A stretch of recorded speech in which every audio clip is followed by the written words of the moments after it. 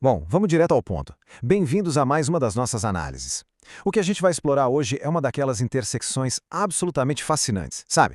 Aquele ponto exato onde a astrologia psicológica, os estudos kármicos e ferramentas terapêuticas físicas realmente se encontram. O nosso roteiro para hoje passa pelo míssil psico-inconsciente, depois a Batalha de Marte, o método Dera, o caldeirão da brocha e, por fim, alquimia e transmutação.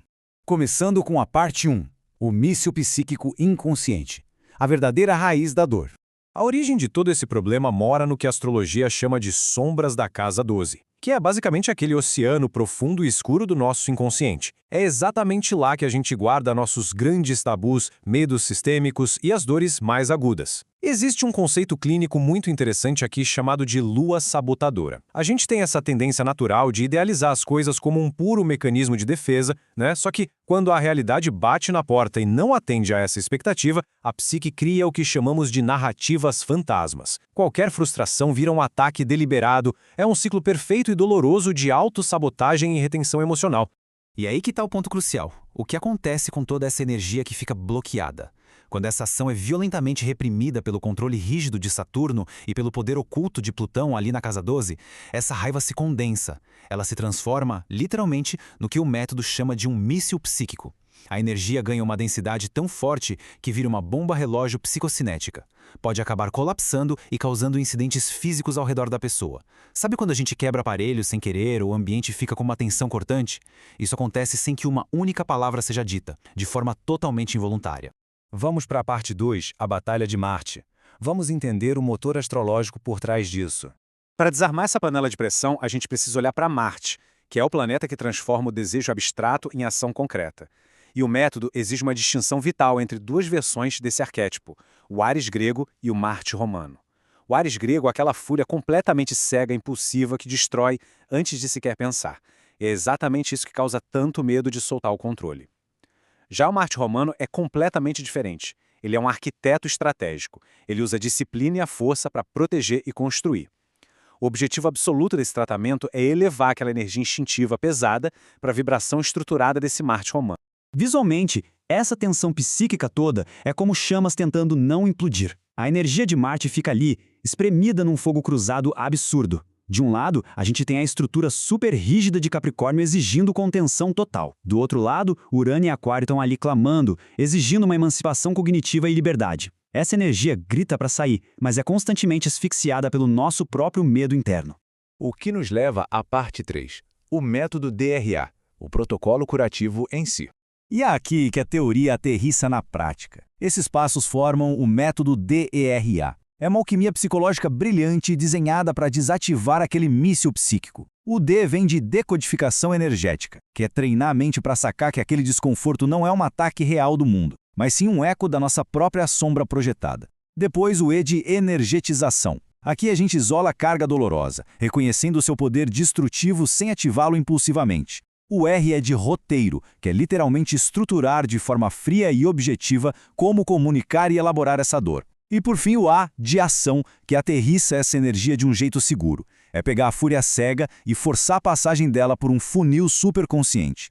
Usando a estrutura disciplinada do elemento terra, especialmente a capacidade de contenção absurda de Capricórnio, o método nos ensina a ancorar esse desejo em algo palpável. Em vez de dar aquela reação imediata e passional, a gente puxa o distanciamento crítico de Aquário para tratar o impulso puramente como um objeto de estudo. Na psicologia profunda, isso é a intelectualização positiva. Aquela emoção bruta e perigosa finalmente ganha uma forma para ser dissecada com segurança.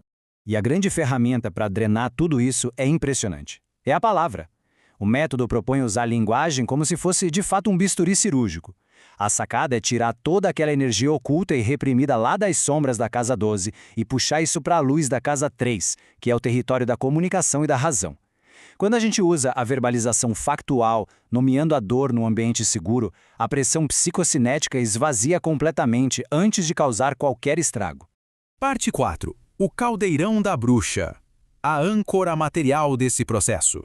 A tradição Rosacruz diz o seguinte: a mente cria a forma, mas é a matéria que fixa a força.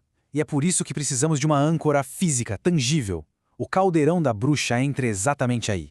Ele não é um brinquedo, é um recipiente terapêutico super intencional.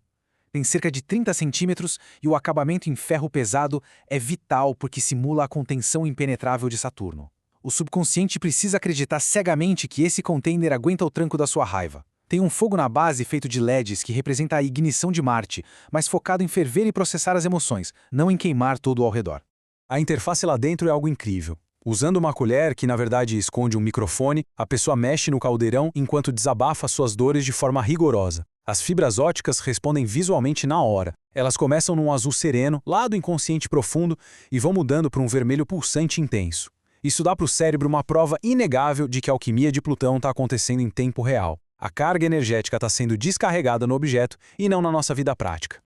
E para fechar o circuito mental, o sistema processa a voz e devolve uma mensagem que aterra completamente a pessoa.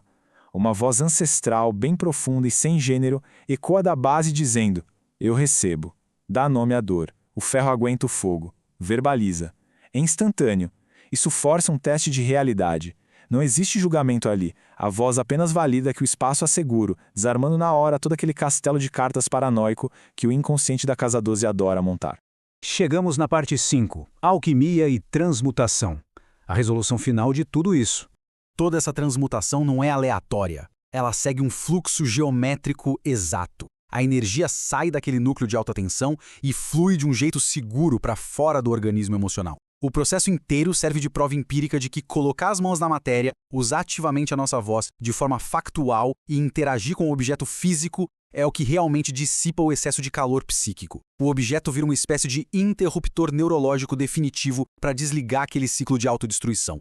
E a gente encerra a análise de hoje deixando essa provocação. Explorar o método Dera e ver o caldeirão funcionando prova que só entender a nossa sombra intelectualmente é apenas metade do caminho. Se a gente não ancorar isso numa comunicação factual e tiver o suporte prático da matéria física, a tensão pode muito bem virar um ciclo sem fim. Fica aí o convite para a gente pensar sobre como andamos processando o nosso próprio vulcão interior. Muito obrigado por acompanharem esse mergulho profundo com a gente hoje. Até a próxima!